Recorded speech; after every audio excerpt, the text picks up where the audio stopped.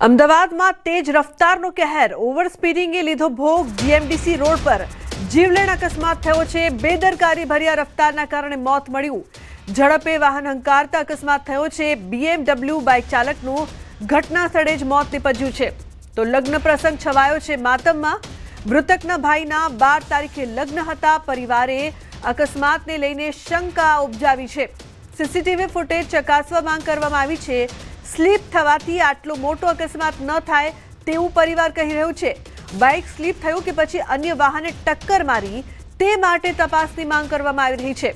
અકસ્માત બાદ bike 50 metre સુધી ઢસડાયું હતું। અકસ્માતમાં યુવકનો હાથ કપાઈને અલગ દિશામાં પડ્યો હતો તેવું પરિવાર કહી રહ્યું છે। શંકાની વાત છે તેવું પણ કહેવામાં આવી રહ્યું છે।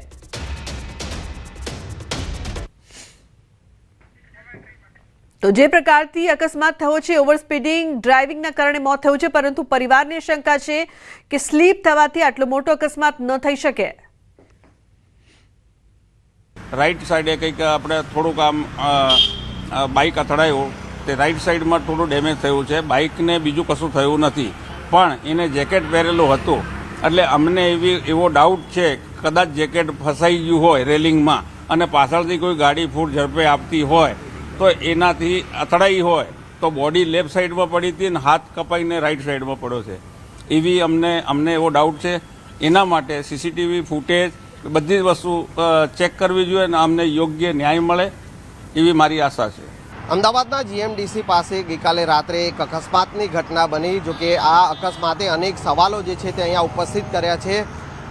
હાલ આપ જે જોઈ શકો છો કે અમદાવાદના શિવરંજનીથી જે છે ગઈકાલે રાત્રે બીએમડબલ્યુ બાઇક ચાલક જે છે તે આવી રહ્યો હતો અને નારણપુરા તરફ જઈ રહ્યો હતો ત્યારે જીએમડીસી પાસે આ એક અકસ્માતની ઘટના બની હતી। જો કે આ અકસ્માત એટલો ખતરનાક હતો કે તેનો એક હાથ જે છે તે છૂટો પડી ગયો હતો અને અહીંયા આપ જે જોઈ શકો છો કે ત્યાં જે કપચી અત્યારે નાખેલી છે ત્યાં તેની ડેડ બોડી પડી હતી અને જે છે 100 મીટર અહીંયાથી 100 મીટર દૂર જે છે તેનું બાઇક જે છે તે ઢસડાયું હતું।